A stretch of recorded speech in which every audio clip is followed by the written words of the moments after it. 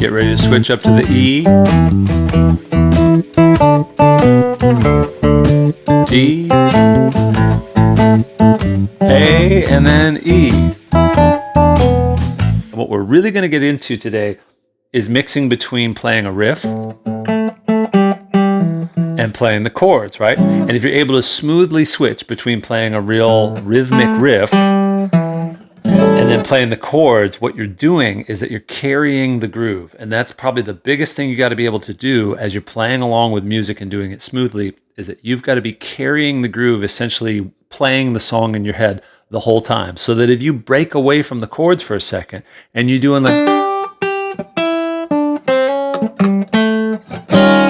that's how you come back in smoothly. In your head, you're kind of still playing the rhythm. So what we're going to do is have a rhythm that we use for the chords, meaning it's like that kind of rhythm, that bouncing, so that when we play this rhythmic riff of boom, boom, boom, boom, boom, boom, boom, I'm playing with the pen, it's still got that same bounce to it. This video is sponsored by Gator Cases. Guitarists, like any other musician, value the advantages of proper protection for their gear and arriving in their destination city with one guitar and not two pieces of one guitar. Guitars, amps, effects, and accessories all need safe transport and storage. Luckily, Gator's got you covered. And if you play for a while, really emphasizing that same boom, boom, boom, that's what the bass line is doing. Here, check it out. So the actual bass part is,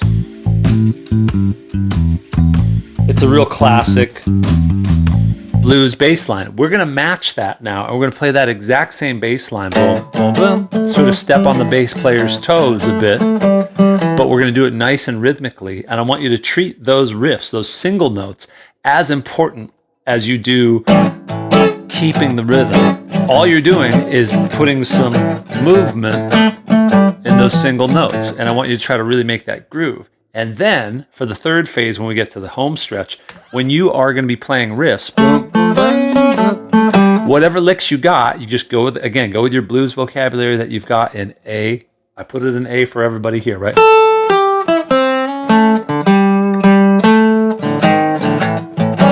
Keep that bounce going, then it'll make it a lot easier to keep it smooth. Because let's imagine we took the entire backing track away, and if it was just you and me in the room together, we had two guitars, we could make this sound happen. If one of us is playing and meanwhile the other person's going like,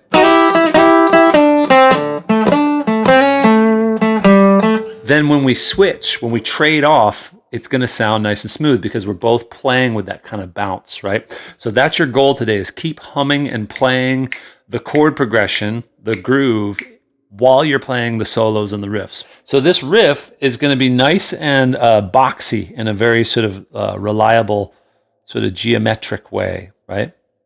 So those notes right there really are like a bass player's dream right there. We've got boom, boom. So play this with me. Boom, boom, boom, boom, boom, boom. Just that. Go ahead and match me. So the notes I'm playing are A, G, D, E. So that's a root, octave, flat 7, 5. And really try to get it with that same kind of bounce. Boom, boom. It's a swing feel, right? It's not straight, would be boom, boom. Hear how that's more, there's a time and place for the straight feel where that would be what you want. But in this case, what we really want is that bounce, that boom, boom, bam, ba, da, da, da, da. That's what we're striving for, right? Okay, now we're going to switch this exact same pattern up to the D. So does that make sense that what we're doing right there is literally the exact same thing? We've just moved all of the notes one string higher, like, right, one string skinnier, right? Boom.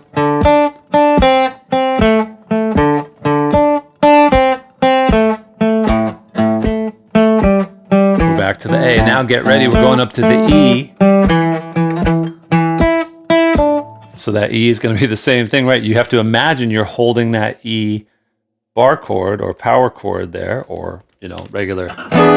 So those same things you use to find the chords, you're going to find your spacing to get to this perfect riff here. Boom.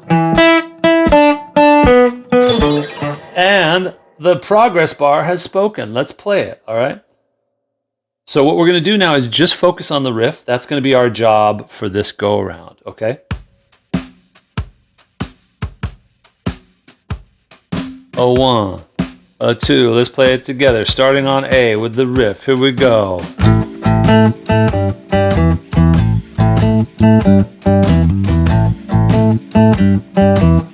Here we go up to the D.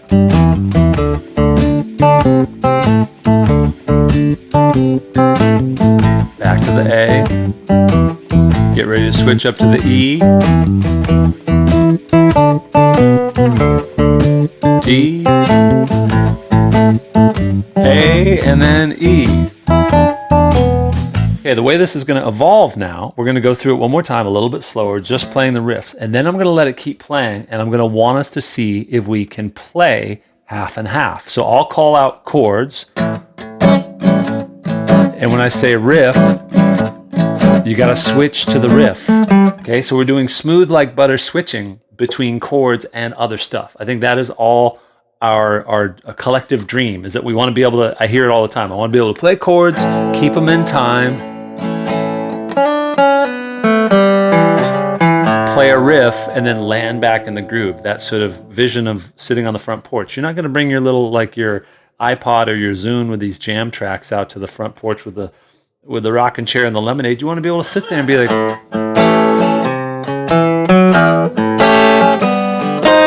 that's where this is headed. And the fans know it. So let's give it to them, gang. Here we go. 1, 2, 1, 2, 3 with the riff. Here we go.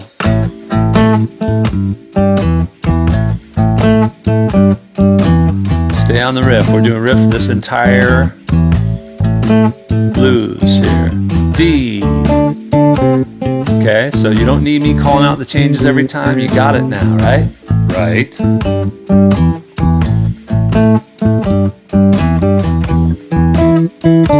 Down. Down again. E. Okay, let's do chords. Here we go. Now riff. Switch to the riff. Chord on the D. Back to the riff on the A. Chord on the E. Stay on the chord on the D. Riff on the A. Riff on the E. Riff on the A. Here we go, riff. Boom, boom. Stay on the riff. Switch to the chord. Riff on the D. Riff. Stay on the riff. Go to the chord. Go to the riff on the E. Riff on the E. Riff on the D. Riff on the A. Chord. Chord on the A. Chord on the A. Stay on the chord. Riff. Chord. Riff. Chord. Riff. Chord. Riff. Chord. Riff. Chord. Holy smokes. What do we think about that? Did it get spicy? I'm assuming it did, because, you know, we're evolving through the week. We are strengthening our calluses. We're getting bulletproof. Who felt really good? Who feels a little nuked by that? Okay. So nice. Smooth as butter. We love it. Part of what I like about this, other than I just love playing a groove like this and it's just fun, jamming, simple, steady stuff, is that when I start calling out these little, like, you get heads up right before the next chord change. That's really what it's like when you're jamming with people and there's like, and you're just riding along with them. And it's so much fun if you open up your mind and just relax and you just commit to playing the part. Meaning, if you're ever jamming with people and you don't know the exact chord changes and when they happen. And trust me, it'll sneak up on you in these chords, these progressions that are like 1, 4, 5, because it's not 1, 4, 5. That expression, as Caftech was saying, that doesn't tell you how to play the song. That tells you what the ingredients are. But it would be like, what order does the 4 go in and the 5? There's different types of blues. There's different tempos. There's different feels. And so when someone's looking over the shoulder and they're saying 4, 5, or they're saying riff, strumming, solo, or they just point at you to take a solo, you have to be ready. You have to be ready to switch without like exploding like a piñata just from nervousness. So that's the idea. So let's do a bit of jamming right now without the backing track. And let's imagine the exact scenario I was describing. You and I are just 2 guitars. We're hanging out. We're in the green room and we're a little nervous, but we're going to warm up our blues. And here's what's going to happen. One of us is going to be playing the rhythm part and the other one is going to be soloing. Okay. So I'm trusting you because I can't hear you, but you can hear me. When you go to solo, play stuff that is rhythmic, and I'll try to lead the way by example. So by that, what I mean is like when you go to solo, don't break away and go somewhere where it's tough for you to get back. Stay close to home. Like serve the song and the groove. So if you're doing like...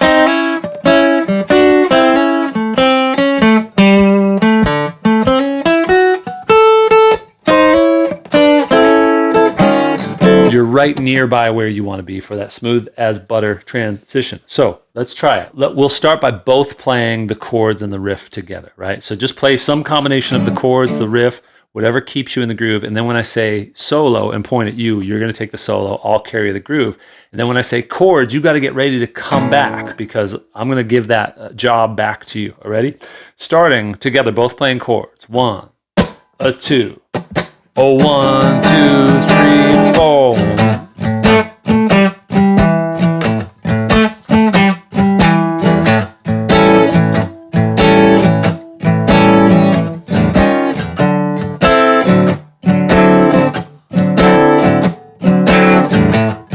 So you can choose whether you want to do the riff or the chords, but we're both playing the rhythm right now, right?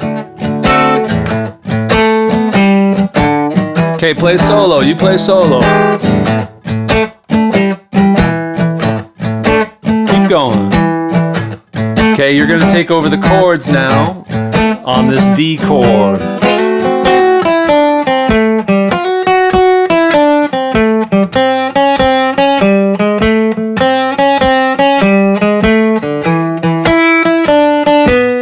Now we both got the chords. Solo, solo.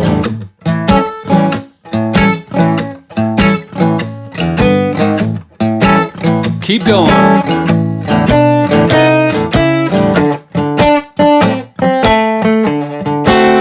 Keep going.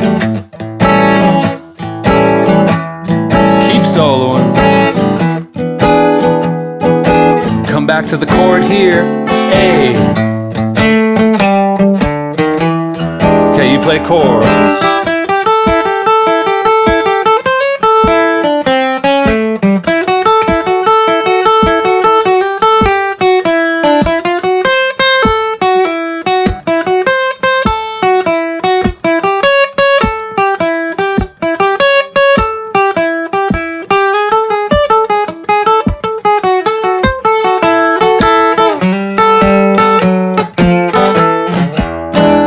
Both of us.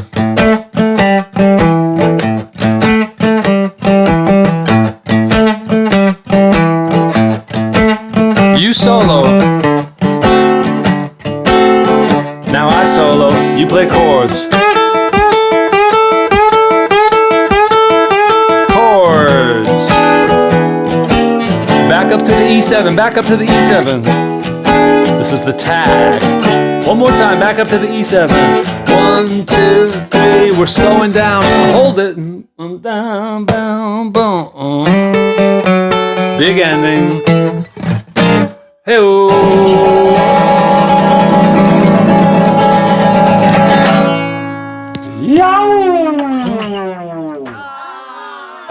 And the kids go mild.